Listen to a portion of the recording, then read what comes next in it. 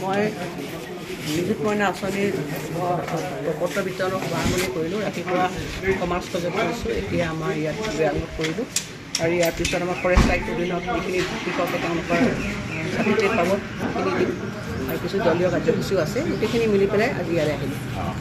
এই মাটিৰ দখলস্বত্ব প্ৰমাণ পত্ৰ দিয়া কথা এটা উল্লেখ কৰিছিলে, তেনেকুৱা কাৰ্যসূচী আছে নেকি? আজি আছে।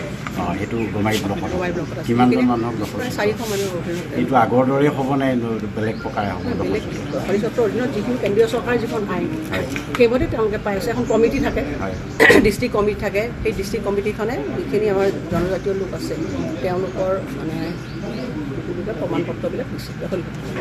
বাইদেউ নেপকো পানী ৰিক দিয়াক লৈ মানে বৈঠক নহয়, এই আমি চিন্তা কৰিছিলোঁ যে নেপকোৰ পানী এৰিলে ছাডেনলি যদি হঠাতে পানীখিনি এৰি দিয়ে তেতিয়াহ'লে বিস্তৃত খেতি মানুহক ক্ষতি কৰে আৰু সেইটো লৈ ডেপুটি কমিশ্যনাৰক আমি নিৰ্দেশ দিছিলোঁ। কিন্তু ইতিমধ্যে তেওঁলোকে এখনকৈ গেট খুলি দিছে। এতিয়া 14খন গেট খুলিছে। আজি কিমান দিছে মই এতিয়া খবৰ লোৱা নাই, কিন্তু কাইলৈকে সন্ধিয়ালৈকে মই খবৰ লৈ আছোঁ।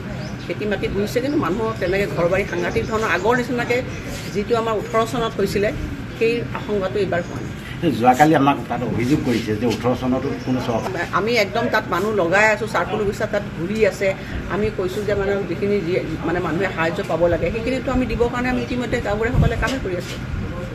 কাৰণ কেইদিনমান আগতে যেতিয়া সৰু পানী বুলিলে লগে লগে জীয়াই দিছোঁ আমি তেওঁলোকক, আৰু তেওঁলোকক যিখিনি আমাৰ চৰকাৰী নিয়মত যিখিনি তেওঁলোক সাহাৰ্য পাব তাৰ কাৰণে আপলোড কৰি আছে গাঁওবুঢ়াবিলাকে।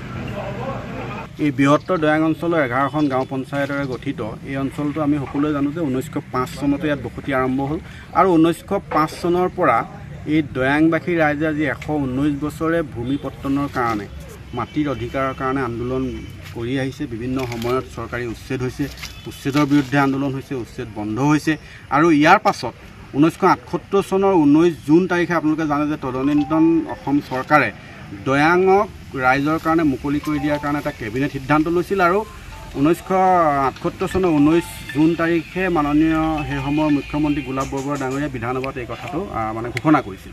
গতিকে ইয়াৰ পাছতো আমি মাটিৰ পট্টন দৈয়াংবাসীয়ে আমি লাভ কৰিব নোৱাৰিলোঁ। 1980 চনত বন আইন আহিল, সেই বন আইন আমাৰ মাটি পট্টনৰ কাৰণে বাধাস্বৰূপ হৈ পৰিল। এনেদৰে এটা প্ৰক্ৰিয়াৰে যোৱাৰ পাছত 2004 চনৰ পৰা বন অধিকাৰ আইনৰ অধীনত দৈয়াংবাসী ৰাইজক যিটো দখলী স্বত্ব প্ৰমাণ পত্ৰ প্ৰদান কৰা প্ৰক্ৰিয়া এটা আৰম্ভ হ'ল আৰু বৰ্তমানো এইটো চেগাচুৰকাকৈ চলি আছে। এটা কথা ঠিক যে আমি দখলী স্বত্ব প্ৰমাণ পত্ৰ দৈয়াংবাসীক দিয়াৰ কাৰণে আমি আনন্দিত হৈছোঁ, কিন্তু দখলী স্বত্ব প্ৰমাণ পত্ৰখন মাটি পট্টনৰ পৰিপূৰক কেতিয়াও হ'ব নোৱাৰে।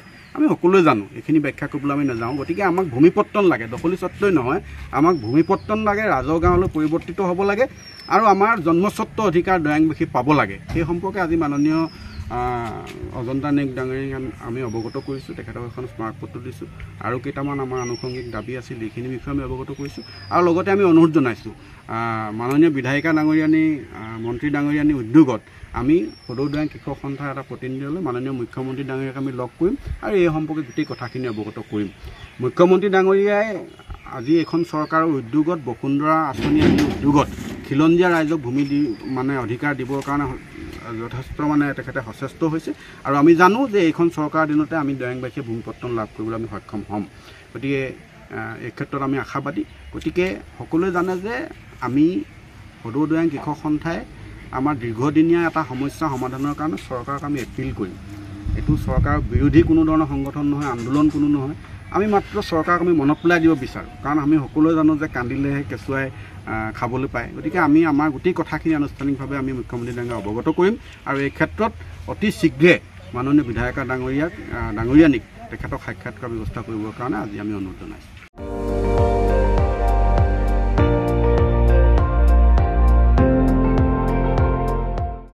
আপুনি চাই আছে ND24, সৰ্বশ্ৰেষ্ঠ নহয় সৰ্বোত্তমৰ দৌৰ।